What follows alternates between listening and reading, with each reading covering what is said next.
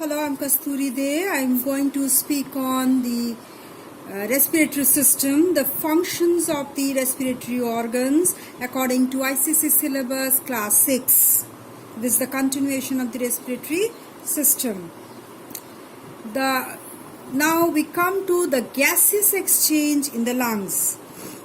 How does this happen? The air which reaches the alveoli through the respiratory passages, that is the nose, pharynx, trachea, bronchi and bronchioles, is rich in oxygen. So diffusion of gases occur through the blood capillaries surrounding the air sacs. The air sacs are surrounded by the rich capillaries. Rich network of capillaries are there. These capillaries, there is a diffusion of gases takes place through these capillaries. The oxygen from the lungs diffuses into the blood. This oxygen is picked up by hemoglobin in the red blood cells to form oxyhemoglobin. Carbon dioxide from the blood diffuses into the lungs. This carbon dioxide is exhaled out through the same passage. This is the alveolus or alveolar sac. The gases come, the air comes inside. These are the capillary network. Here the red blood cells are there. The oxygen diffuses from here. This is the sac. This oxygen diffuses from here into the red blood cells, and the carbon dioxide present in the blood, it diffuses out of the blood and enters into the alveolar sac. Okay, alveolus rather.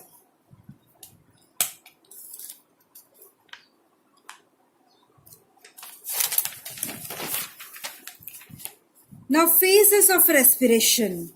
What are the phases of respiration? There are 3 phases of respiration. One is breathing, the other is gaseous transport, and another is cellular respiration. First, that is the breathing. It's a physical process. It's external respiration. It just involves inhalation of air through the nostrils into the nasal cavity and finally into the lungs, and exhalation, that is the forcing out of the air from the lungs. Then comes the gaseous transport. It's a physical process. It involves oxygen. The inhaled air is absorbed by the blood in the lungs, where it combines with the hemoglobin present in the red blood cells. The oxygen is carried from the lungs to the body tissues or cells, where the oxygen is utilized and carbon dioxide is released. The released carbon dioxide transported back to the lungs for its removal, that is exhalation. Now, cellular respiration, this is the chemical process. It's internal respiration. It's a process of oxidation of glucose in the cell, where the glucose is burnt in the cell with the release of energy along with carbon dioxide and water. Okay. Now, the mechanism of breathing. Now, what is breathing? It's a process during which the air containing oxygen is drawn into the lungs and the air containing carbon dioxide is forced out from the lungs.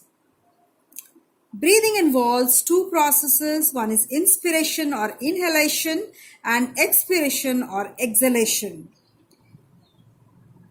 Inspiration or inhalation, it happens when the ribs move upward and outward. And exhalation or expiration occurs when ribs move downward and inward. In inspiration, the diaphragm is pushed downward and flattens. In expiration, the diaphragm moves upward and becomes dome-shaped. In inspiration, the volume of the chest cavity increases. In expiration, volume of the chest cavity decreases. In inspiration, lungs expands, air pressure becomes low. In expiration, size of the lungs reduces, air pressure becomes high. In inspiration, atmospheric air at a high pressure rushes into the lungs. and in expiration, air rushes out of the lungs as atmospheric air pressure is lower. What happens in inspiration? The ribs move upward and outward. The diaphragm is pushed down and it flattens. The chest cavity, the volume of the chest cavity increases and the lungs expand. So what happens in the pressure inside the lungs falls. The air from outside gushes into the lungs. After that, when expiration occurs, the ribs move downward and inward.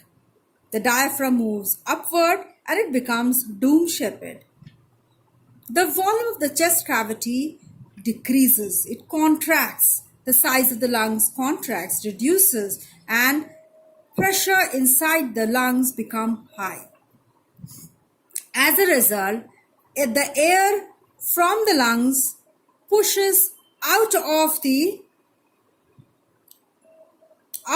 body and the air pressure becomes lower.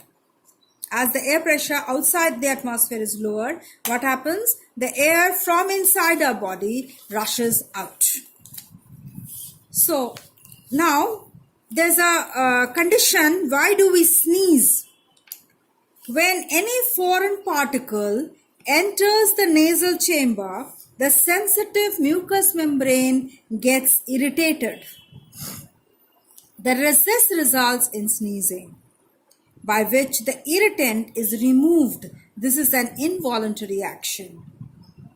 Now, breathing normally is an involuntary action. It's not in our control, but breathing can be controlled within certain limits.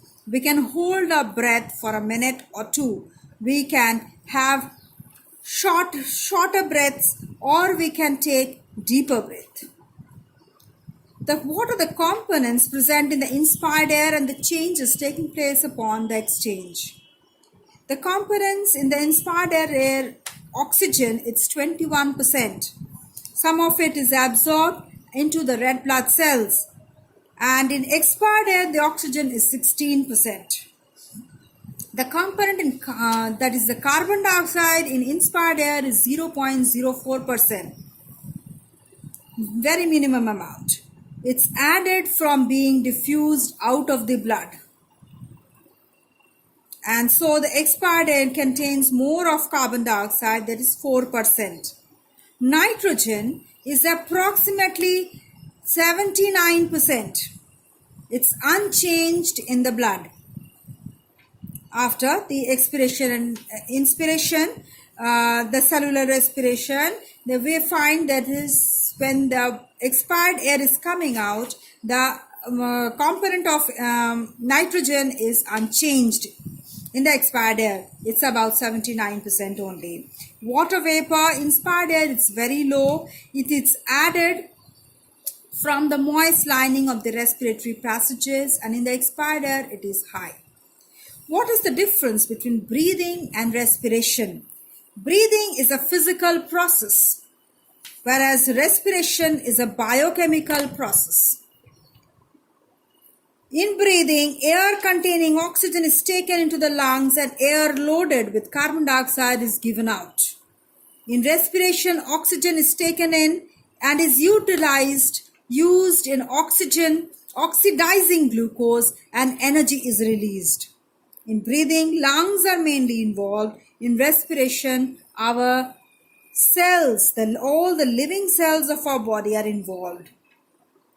Okay, now this is the process of the lungs, the functions of the lungs, and the breathing and respiration. Now we'll come to, in the next video, we'll come with the common respiratory diseases. Okay, common respiratory diseases which occur. So this is the end of the respiratory system for today. Thank you.